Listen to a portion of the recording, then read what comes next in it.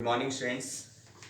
बेटा cash flow statement हमारा चल रहा था, कंटिन्यू करने जा रहे हैं। तो आप सभी को याद है इलिस्ट्रेशन 13 तक हम लोगों ने सॉल्व किया। अब देखो नेक्स्ट क्वेश्चन हमारे पास इलिस्ट्रेशन 14 है। यहाँ से कुछ ठीक क्वेश्चन स्टार्ट होते हैं। देखो बेटा, जैसे कैश फ्लो स्टेटमेंट बनाने के लिए ऑलमोस्ट आपको क्वेश्चन में एक बैलेंस शीट या फिर एक स्टेटमेंट ऑफ P&L का बैलेंस और कुछ एडिशनल इंफॉर्मेशन दी जाती है और उससे आपको कैश फ्लो स्टेटमेंट बनाने के लिए कहा जाता है। तो अब देखो, जैसे ये जो क्वेश्चंस है इलिस्ट्रेशन 14, इसमें ये कह रहा है कि from the following balance sheet of ABC limited find out the cash flow from operating activity. हालांकि इस क्वेश्चन में केवल और केवल आपको cash flow from operating activity निकालना है। तो यहाँ पे इलिस्ट्रेशन नंबर 14 आपको cash flow from operating activity निकालना है। फॉर्मेट आपने बना लिया, cash flow from operating activity. हमें बनाना है cash flow from operating activity. ठीक है, ये इसका फॉर्मेट हो गया cash flow from operating activity का। Particulars, details, amount. Particulars, details and total amount. Particular, details and total amount, ये हमारे पास फॉर्मेट होगा। ठीक है, अब देखो सबसे पहले आपको क्या चाहिए होता है, नेट प्रॉफिट बिफोर टैक्स चाहिए। भाई सबसे पहले क्वेश्चन में हमें क्या चाहिए, नेट प्रॉफिट बिफोर टैक्स। तो सबसे पहले तो देखो कि क्वेश्चन में हमें P&L का बैलेंस कितने का दिखा रखा है, प्रॉफिट एंड लॉस का बैलेंस कितना है। देखो कई बार तो क्या होगा कि क्वेश्चन में डायरेक्टली आपको दे दिया जाएगा कि प्रॉफिट बिफोर टैक्स इतना है। नहीं दिया जाए तो ध्यान रखना कि करंट ईयर का प्रॉफिट या लॉस कहां से निकलेगा।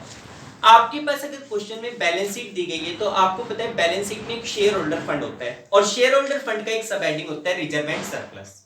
रिजर्व एंड सरप्लस में करंट ईयर का प्रॉफिट मिलता है। ठीक है, तो देखो जैसे इस क्वेश्चन में रिजर्व एंड सरप्लस दिया हुआ है जिसका एक्सप्लेनेशन आगे नोट्स टू अकाउंट में दे रखा है कि भाई रिजर्व एंड सरप्लस में दो आइटम है, एक तो है जर्नल लीजर और एक है P&L का बैलेंस। फिलहाल आपको प्रॉफिट चाहिए तो P&L के बैलेंस पे कंसेंट्रेट करो। P&L का जो बैलेंस है लास्ट ईयर आपके पास 6,000 रुपीज का बैलेंस है 2016 का और वो ब्रैकेट में दिखा रखा है।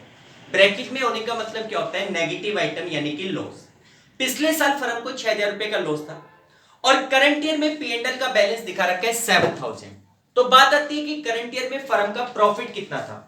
देखो पिछले साल हमारे पास अगर मान लो 50,000 का बैलेंस होता और करंट ईयर में 60,000 का बैलेंस होता तो हम ये कहते हैं कि भाई हमारा P&L का बैलेंस 50 से इंक्रीज होकर 60 पे पहुंचा तो हमने 10,000 का प्रॉफिट कमाया।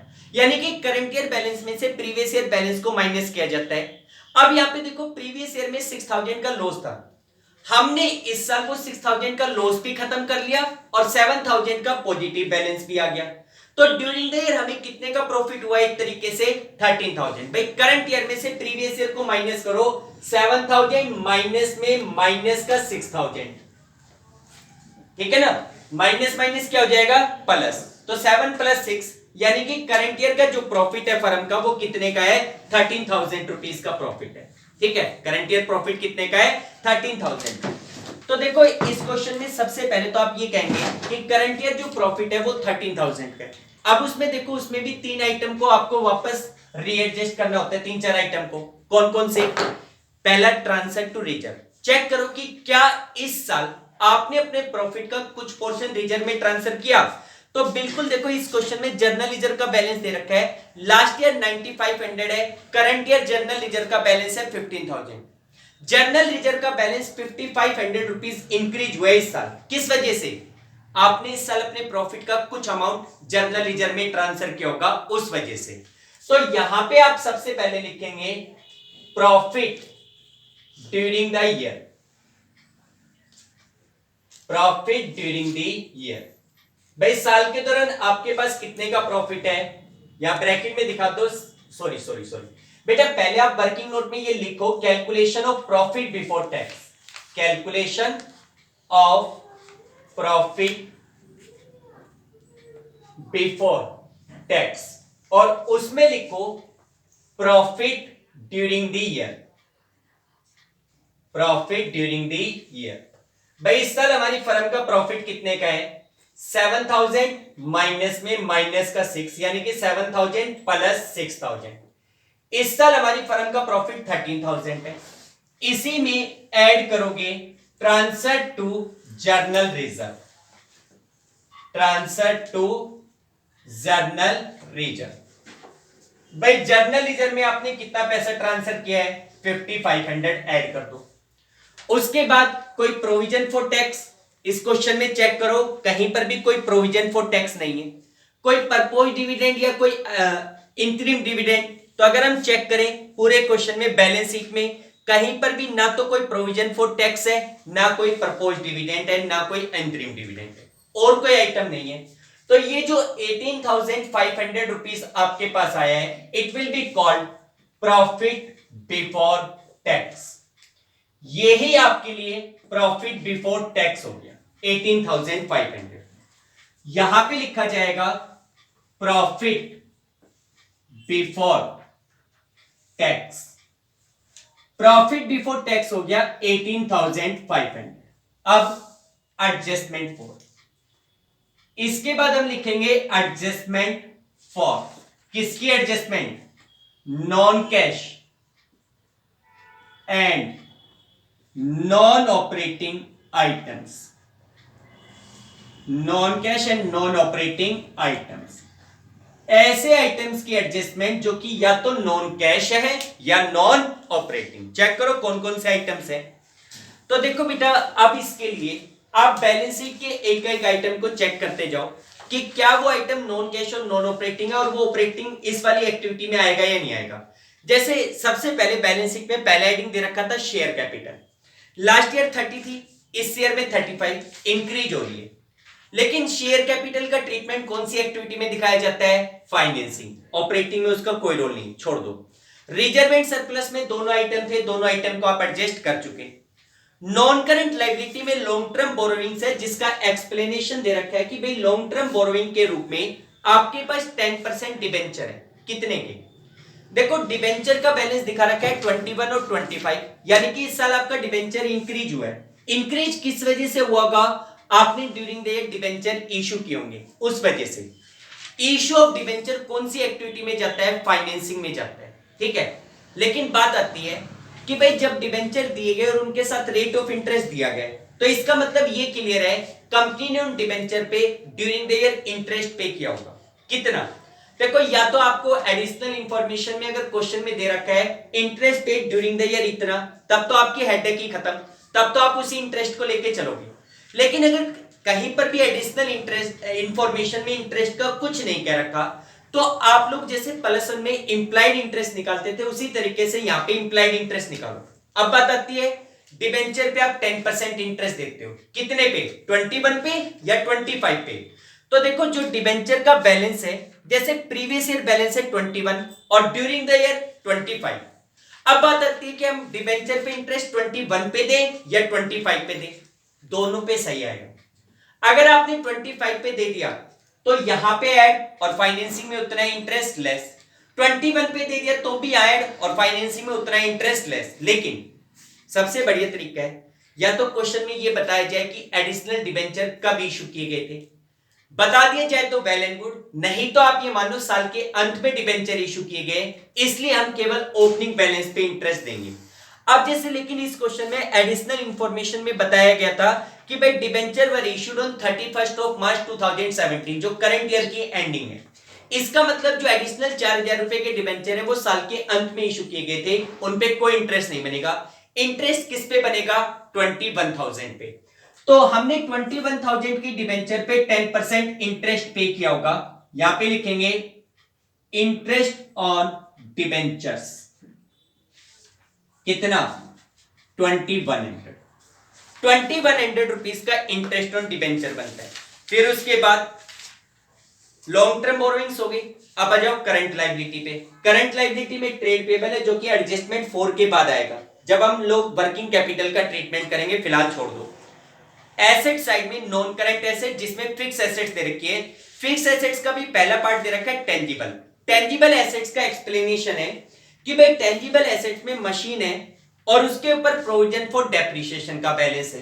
ठीक है। अब इसमें भी देखो देखो जैसे आगे जाकर जब इस प्रकार के बड़े क्वेश्चन करेंगे तो उसमें हमें एसेट्स के साथ साथ अगर प्रोविजन फॉर डेप्रिसिएशन का बैलेंस भी दे रखा है और अगर नीचे उनसे रिलेटेड कोई एडिशनल इंफॉर्मेशन भी दे रखी है कि भाई ड्यूरिंग द ईयर इतने की मशीन हमने इतने में बेची, तो आपको अकाउंट बनाने पड़ेंगे, 2 अकाउंट बनाने पड़ेंगे।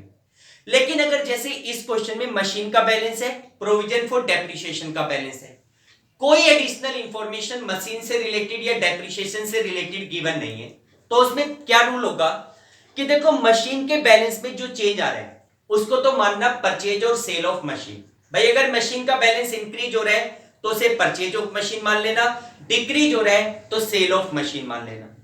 इसी प्रकार प्रोविजन फॉर परचेज और सेल ऑफ मशीन तो जाएगा इन्वेस्टिंग में।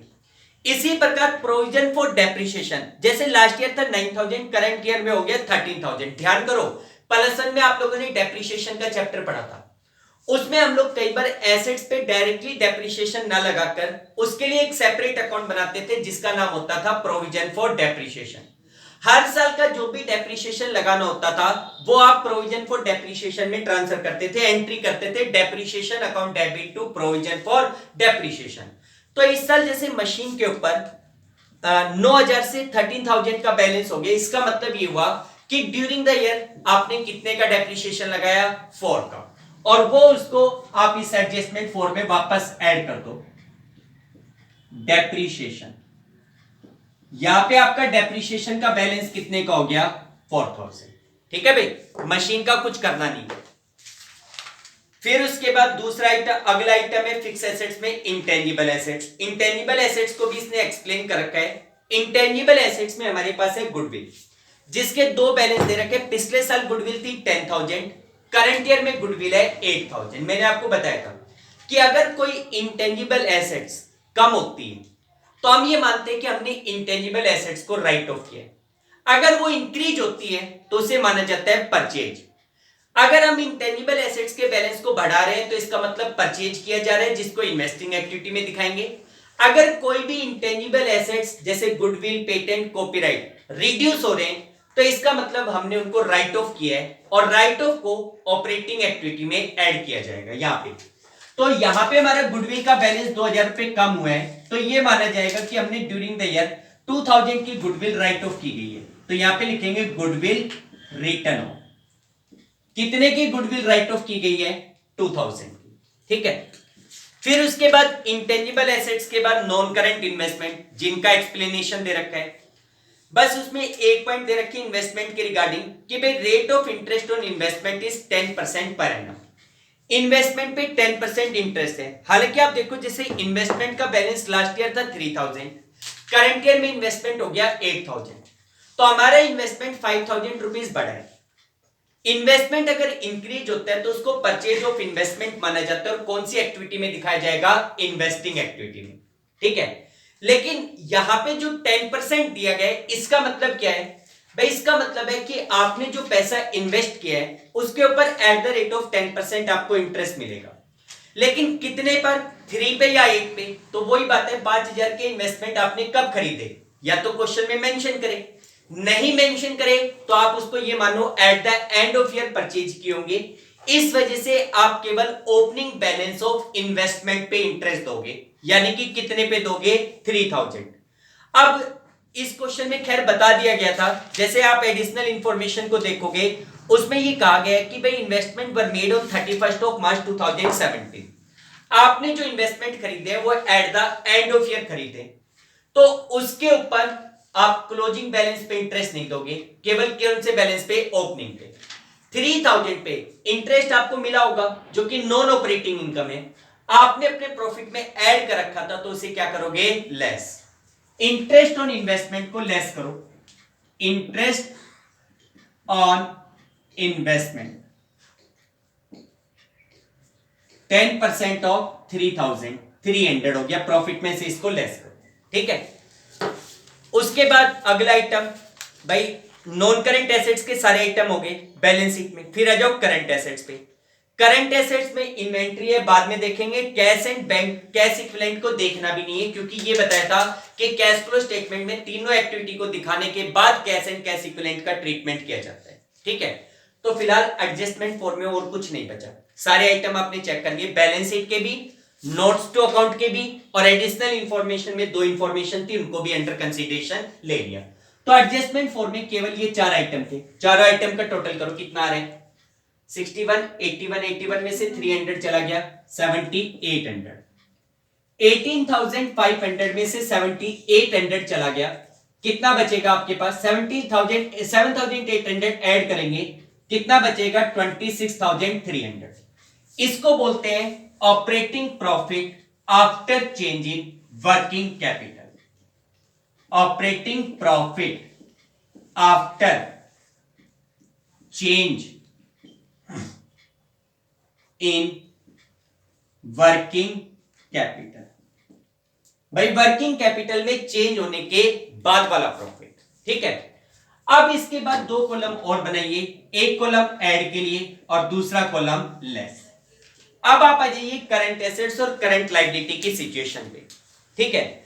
तो देखो बैलेंस शीट में करंट लायबिलिटी से स्टार्ट करते हैं। करंट लायबिलिटी में एक ही करंट लायबिलिटी दे रखी है, ट्रेड पेबल, जिसका प्रीवियस ईयर बैलेंस था 8500, करंट ईयर बैलेंस है 12,500, यानी कि ड्यूरिंग द ईयर जो ट्रेड पेबल्स हैं वो 4,000 रुपीज इंक्रीज हो रहे हैं। ट्रेड पेबल्स क्या हो रहे हैं, इंक्रीज।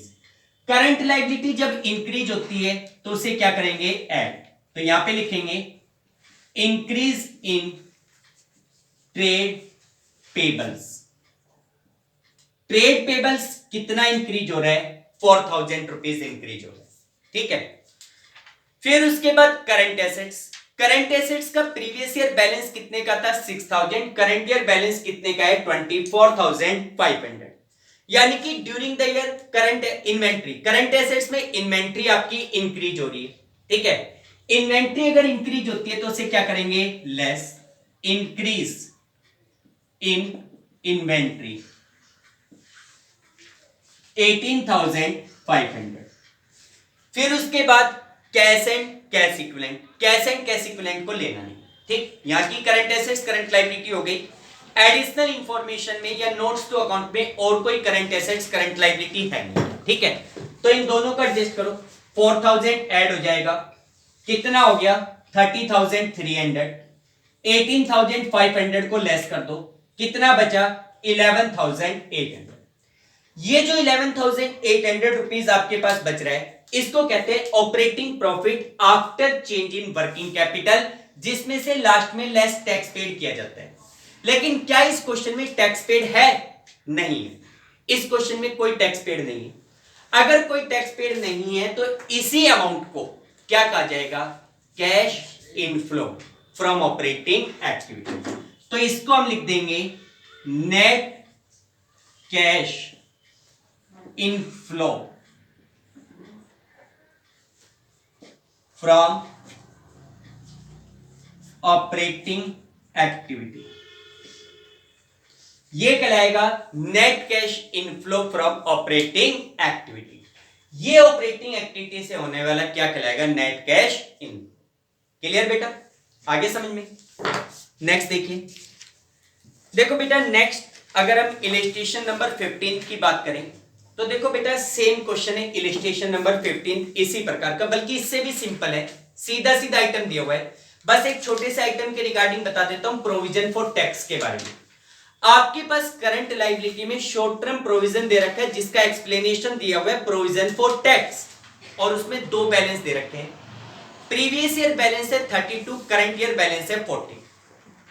तो देखो मैंने आपको पहले भी बताया था कि अगर प्रोविजन फॉर टैक्स के 2 इयर्स के बैलेंस दे रखे हो तो उसमें ध्यान रखना जो प्रीवियस ईयर बैलेंस होता है ना पिछले साल का, उसको मानते हैं टैक्स पेड और यहां पे लास्ट में लेस करोगे।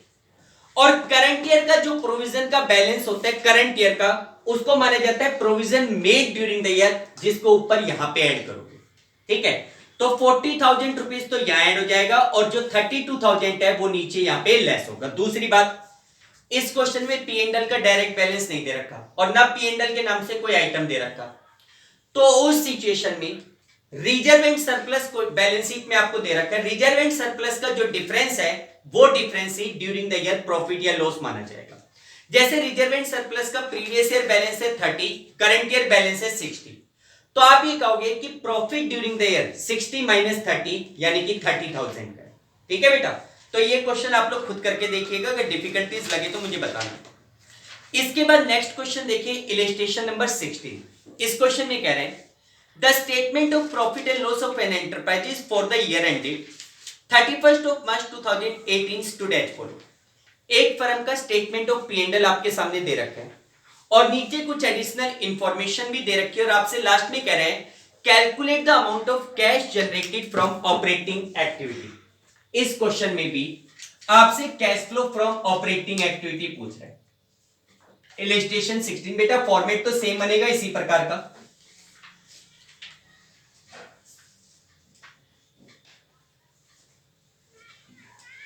देखो बेटा, फॉर्मेट तो मैंने सेम ले लिया, टाइम वेस्ट नहीं करें, सीधा सीधा आपके पास फॉर्मेट दिया हुआ है। ठीक है, सबसे पहले आप क्या लिखते हैं भाई, आपने फॉर्मेट बना लिया cash flow from operating activity, जिसमें हमें सबसे पहले प्रॉफिट बिफोर टैक्स चाहिए। अब देखो, जैसे इस क्वेश्चन की बात करें तो इस क्वेश्चन में आपको बैलेंस शीट गिवन नहीं है, बल्कि एक statement of P and L का बैलेंस दे रखा है। अगर statement of P and L का बैलेंस दे रखा है तो उसमें तो बिल्कुल सीधा सीधा प्रॉफिट बिफोर टैक्स। देखो, आप ये देखोगे statement of P and L का जो फॉर्मेट आपको दिया हुआ है उसमें सीधा लास्ट में प्रॉफिट बिफोर टैक्स दे रखा है, प्रॉफिट बिफोर टैक्स।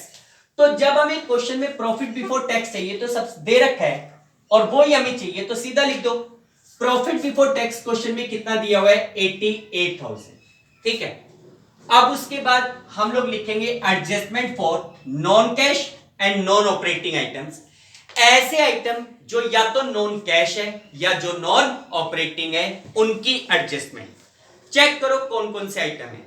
16 क्वेश्चंस में एक एक आइटम के ऊपर आ जाओ। जैसे पहला आइटम आपके पास दिखा रखा है revenue from operation. Last year revenue from operation का बैलेंस, सॉरी इस साल का जो रिवेन्यू फ्रॉम ऑपरेशन का बैलेंस है 13,80,000। रिवेन्यू फ्रॉम ऑपरेशन बिजनेस की रूटीन एक्टिविटी का रिजल्ट है, इसकी कोई एडजस्टमेंट करने की जरूरत नहीं है। ठीक, फिर दूसरा आइटम अदर इनकम। अब अदर इनकम में क्या है इसको एक्सप्लेन कर रखा है। हो सकता है अदर इनकम में कमीशन रिसीव्ड हो, डिस्काउंट रिसीव्ड हो, interest on dividend, interest receive, dividend receive, कोई भी इनकम हो सकती है। अगर एक्सप्लेनेशन नहीं दे तब तो आप उसकी कोई एडजस्टमेंट नहीं कर सकते, लेकिन एक्सप्लेनेशन दे रखी है तो उनको चेक करो कि क्या अदर इनकम ऑपरेटिंग इनकम है या उसमें कोई नॉन ऑपरेटिंग आइटम इंक्लूड है। तो चेक करो, अदर इनकम का नीचे एक्सप्लेनेशन दे रखा है कि भाई अदर इनकम में 40,000 रुपीज का डिविडेंड रिसीव इंक्लूड है। 40,000 का आपको क्या मिला था, डिविडेंड। अब आप देखो कि 40,000 का आपको डिविडेंड रिसीव हुआ, क्या डिविडेंड रिसीव करना आपके बिजनेस की रूटीन एक्टिविटी का पार्ट है? नहीं। डिविडेंड रिसीव्ड इन्वेस्टिंग एक्टिविटी का आइटम है। आपने किसी का दूसरी कंपनी के शेयर्स खरीदे जिसके ऊपर आपको डिविडेंड मिल रहा है, तो इसका मतलब आपने पैसा इन्वेस्ट किया जिस पे आपको डिविडेंड मिल रहा है, तो वो इन्वेस्टिंग एक्टिविटी में आएगा। आपने फिलहाल अपने प्रॉफिट की कैलकुलेशन करते समय इस डिविडेंड रिसीव को प्रॉफिट में ऐड कर रखा है, तो उसे क्या करो, लेस। तो यहां पे नॉन कैश और नॉन ऑपरेटिंग आइटम में आप लिखेंगे डिविडेंड रिसीव। कितने का डिविडेंड रिसीव्ड है, 40,000, 40,000। फिर अगला आइटम दे रखा है profit on sale of building, जिसकी बुक वैल्यू थी 5 लाख, सोल्ड फॉर 620, और उस पर प्रॉफिट दिखा रखा है 120। भाई हमने 5 लाख रुपीस की बिल्डिंग 6,20,000 रुपीस में सेल करी, जिसपे हमें 1,20,000 रुपीस का प्रॉफिट हो रखा है। बिल्डिंग को बेचने से 1,20,000 का अगर हमें प्रॉफिट हुआ है तो वो बिजनेस की रूटीन एक्टिविटी नहीं है, ऑपरेटिंग एक्टिविटी नहीं है। बिल्डिंगें खरीदना बेचना हमारा रेगुलर काम नहीं होता, तो उससे होने वाला प्रॉफिट नॉन ऑपरेटिंग प्रॉफिट है, इसलिए हमने अपने प्रॉफिट में ऐड कर रखा है, तो उसे भी वापस क्या करो, लेस। तो यहां लिखेंगे profit on sale of building. कितना प्रॉफिट था, 120। ठीक, और कुछ अदर इनकम में और कुछ नहीं है। ठीक है, दोनों एडजस्ट हो गए। फिर अगले आइटम पे पहुंचो, टोटल रिवेन्यू का कुछ नहीं। फिर उसके बाद फोर्थ कॉलम एक्सपेंसेस का दे रखा है, जिसमें पहला आइटम है परचेज। भाई हम लोग अपने बिजनेस को चलाने के लिए गुड्स को खरीदते हैं, परचेज करते हैं, ये रूटीन एक्टिविटी है। It should be subtracted out of profit as expense, और ये ऑलरेडी सब्ट्रैक्ट हो चुका, इसलिए इसका कुछ नहीं करना। चेंज इन इन्वेंट्री, इस साल हमारे स्टॉक का अमाउंट चेंज हुआ है, वो भी बिजनेस की रूटीन एक्टिविटी का पार्ट है, कुछ नहीं करना। लेकिन आप ये देखो कि इन्वेंट्री हमारे लिए एक दूसरा काम भी करती है, एसेट्स का और करंट एसेट्स का। करंट एसेट्स में अगर कोई चेंज आता है तो उसको हम दिखाते हैं वर्किंग कैपिटल वाले पार्ट में। तो यहां पे आप देखो कि जैसे चेंज इन इन्वेंट्री वर्ड दे रखा है, जिसमें ओपनिंग इन्वेंट्री और क्लोजिंग इन्वेंट्री का बैलेंस दे रखा है कि भाई शुरू में स्टॉक था 1 लाख का, अंत में जो क्लोजिंग स्टॉक है वो है 130, यानी कि ड्यूरिंग द ईयर हमारा स्टॉक 30,000 इंक्रीज हो रहा है। स्टॉक यानी कि इन्वेंट्री हमारी करंट एसेट्स है। करंट एसेट्स अगर इंक्रीज होती है तो हम उसको क्या करते हैं, लेस, लेकिन वो बाद में करेंगे, फिलहाल अभी कुछ नहीं करना। पहले तो नॉन कैश और नॉन ऑपरेटिंग आइटम को एडजस्ट कर रहे हैं, ठीक है, छोड़ दो फिलहाल। एम्प्लॉइज बेनिफिट एक्सपेंस, वर्कर के ऊपर किए जाने वाले खर्चे, इसमें सैलरी, वेजेस, बोनस, ग्रेच्युटी, कई चीजें शामिल होती है, जिसमें से कुछ ऑपरेटिंग भी हो सकता है, कुछ नॉन ऑपरेटिंग भी हो सकता है। लेकिन इसने क्लियरिफाई नहीं किया। अगर ये क्लियर करता कि भाई इसमें कितनी सैलरी है, कितनी वेजेस है, कितना बोनस है, कितना लीव इनकैशमेंट है, तो हो सकता है कोई आइटम निकल के आता। लेकिन कुछ नहीं कर रखा तो आप भी कुछ नहीं कर सकते। भाई इसने कोई एक्सप्लेनेशन नहीं किया तो इसको सैलरी वेजेस माना जाएगा, जो बिजनेस के रूटीन खर्चे, इसलिए इसको कोई एडजस्ट करने की जरूरत नहीं है।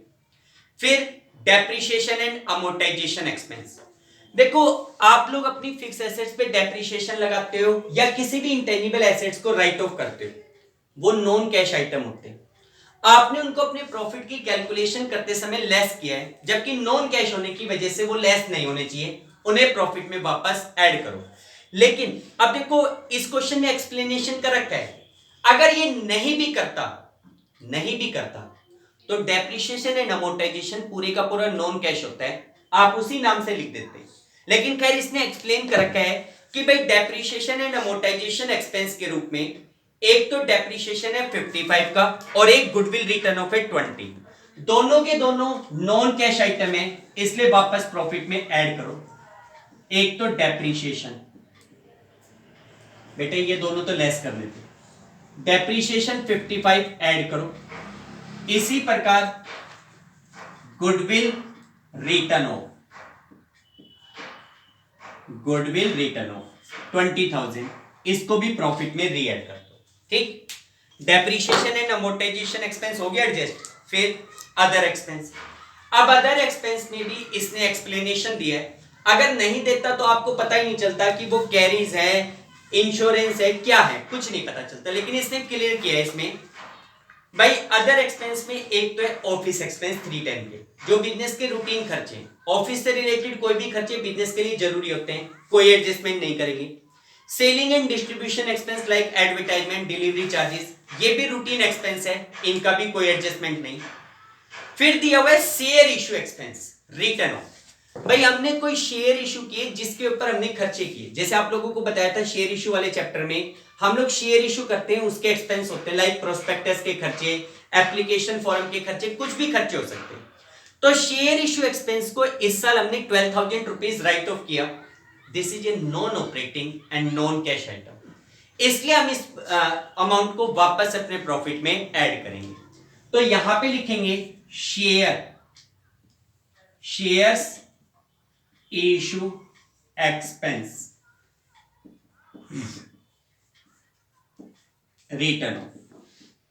शेयर इशू एक्सपेंस कितने का राइट ऑफ किया गया था, 12,000, ठीक। तो अदर एक्सपेंस भी हो गया, P&L के सारे आइटम हो गए, नोट्स टू अकाउंट के सारे आइटम आपने चेक कर लिए।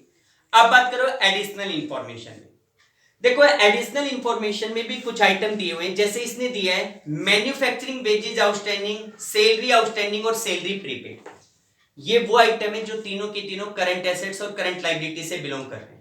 भाई जैसे ये कह रहे हैं मैन्युफैक्चरिंग वेजेस आउटस्टैंडिंग, इस साल 50,000 रुपीज की वेजेस आउटस्टैंडिंग है इस साल, पिछले साल कितनी थी पता नहीं, लेकिन ये बात क्लियर है कि इस साल 50,000 रुपए की वेजेस क्रिएट हो गई, आउटस्टैंडिंग वेजेस क्रिएट हो गई, this is a current liability जो ड्यूरिंग द ईयर क्या हो रही है, इंक्रीज। इसी प्रकार सैलरी आउटस्टैंडिंग 40,000 की है, इस साल हमारी आउटस्टैंडिंग सैलरी बढ़ रही है 40, तो उनको हम लास्ट में दिखाएंगे करंट एसेट्स और करंट लायबिलिटी वाले पार्ट में। और कोई आइटम तो नहीं है, ठीक है। करंट एसेट्स और करंट लायबिलिटी बच गई, तो इनको एडजस्ट करो, कितना आ गया 87, तो 13, 33, 73, ये 73,000 माइनस होगा, माइनस के 73, 88 में से 73 को माइनस करोगे कितना बचेगा, 15,000 रुपीज बचेगा। ये जो 15,000 रुपीज बच गया, इसको आप क्या कहोगे, इसको कहेंगे operating profit before change in working capital. ये कहलाएगा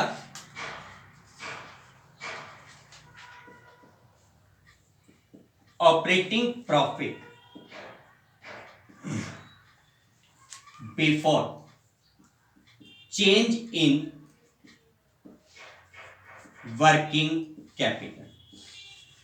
अब इसके बाद दो कॉलम, एक कॉलम ऐड के लिए, दूसरा कॉलम लेस के लिए। करंट एसेट्स और करंट लायबिलिटी के ऊपर आ जाओ। कौन कौन सी करंट एसेट्स, करंट लायबिलिटी, एक बार P&L को दोबारा से चेक करना स्टार्ट करो। भाई रिवेन्यू फ्रॉम ऑपरेशन में कोई करंट एसेट्स करंट लायबिलिटी नहीं है। अदर इनकम में दो इनकम थी, दोनों एडजस्ट कर चुके, कोई करंट एसेट्स करंट लायबिलिटी नहीं है। एक्सपेंसेस में परचेज का कोई रोल नहीं होता क्योंकि वो नॉर्मल परचेज मानी जाती है। फिर चेंज इन इन्वेंट्री, अब इन्वेंट्री हमारे लिए करंट एसेट्स का काम करती है और इन्वेंट्री का ओपनिंग बैलेंस था 1 लाख का, क्लोजिंग बैलेंस है 130 का, यानी कि इस साल हमारी जो इन्वेंट्री है वो 30,000 रुपीज इंक्रीज हो रही है। इन्वेंट्री जो कि करंट एसेट्स है, अगर करंट एसेट्स इंक्रीज होती है तो आप उसको क्या करेंगे, लेस, यहां पे लिखोगे इंक्रीज इन। तो देखो बेटा बात कर रहे थे इंक्रीज इन इन्वेंट्री, 30,000 रुपीज हमारी इंक्रीज हो गई, एड लेस करेंगे, ठीक है। उसके बाद इन्वेंट्री के बाद अगला आइटम आपके पास दे रखा है एम्प्लॉइज बेनिफिट एक्सपेंस, जिसका कोई एक्सप्लेनेशन नहीं है, तो पता नहीं चल रहा कि उसमें कोई करंट एसेट्स या करंट लायबिलिटी है या नहीं। फिर डेप्रिसिएशन एंड अमोर्टाइजेशन एक्सपेंस, दोनों को एडजस्ट कर दिया। अदर एक्सपेंस, अदर एक्सपेंस में भी देखो कई बार क्या होता है, वहां पे कुछ दे देते हैं आउटस्टैंडिंग एक्सपेंस, कोई भी एक्सपेंस दे सकता है, ठीक है। फिलहाल ऐसा कुछ नहीं है, ये भी नहीं करेंगे, ठीक। अब आ जाओ एडिशनल इंफॉर्मेशन में। तो एडिशनल इंफॉर्मेशन में एक पॉइंट दे रखा था मैन्युफैक्चरिंग वेजेस आउटस्टैंडिंग, इस साल 50,000 रुपीज की वेजेस आउटस्टैंडिंग है। भाई पिछले साल वेजेस का क्या बैलेंस था पता नहीं, लेकिन इस साल की जो मैन्युफैक्चरिंग वेजेस है वो 50,000 रुपए आउटस्टैंडिंग है। तो 50,000 रुपीज की मैन्युफैक्चरिंग वेजेस आउटस्टैंडिंग है, करंट लायबिलिटी इंक्रीज हो रही है, क्या करोगे, करंट लायबिलिटी इंक्रीज हो रही है, add increase in outstanding wages, कितना 50,000, 50,000। फिर सैलरी आउटस्टैंडिंग वो भी 40,000 इंक्रीज हो रही है। तो यहां पे भाई पिछले साल आउटस्टैंडिंग सैलरी कितनी थी कुछ नहीं पता, इस साल की 40,000 है, तो इस साल इसका मतलब हमारी आउटस्टैंडिंग सैलरी 40,000 इंक्रीज हो रही है, उसे भी ऐड करोगे, इंक्रीज इन आउटस्टैंडिंग सैलरी, कितना अमाउंट 40,000। फिर आपके पास दिया हुआ है सैलरी प्रीपेड, भाई 5,000 रुपीज की प्रीपेड सैलरी है, 5,000 रुपए की हमारे पास क्या है, प्रीपेड सैलरी। तो 5,000 रुपीज की प्रीपेड सैलरी है, वो सैलरी जो आपने एडवांस में दे दी। प्रीपेड सैलरी आपके लिए करंट एसेट्स का काम करती है, ठीक है। तो अब आप देखो कि 5,000 रुपीज की इस साल प्रीपेड सैलरी, इसका मतलब इस साल प्रीपेड सैलरी का बैलेंस 5,000 इंक्रीज हो गया, करंट एसेट्स इंक्रीज हो गई। करंट एसेट्स अगर इंक्रीज होती है तो उसे क्या करेंगे, less, increase in prepaid salary. Prepaid salary कितना इंक्रीज हो रही है, 5,000, ठीक है बेटा। और कोई करंट एसेट्स करंट लायबिलिटी तो है नहीं, अब इनको एडजस्ट करो, 90,000 ऐड, टोटल हो गया 1,05,000, 35,000 लेस, कितना डिफरेंस बच गया, 70,000 का डिफरेंस बच गया। टैक्स पेड क्वेश्चन में है नहीं, ठीक है।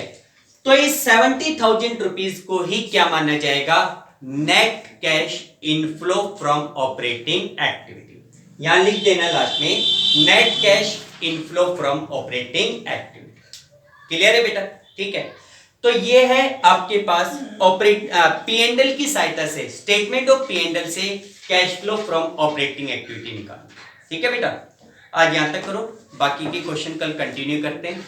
Okay, thank you.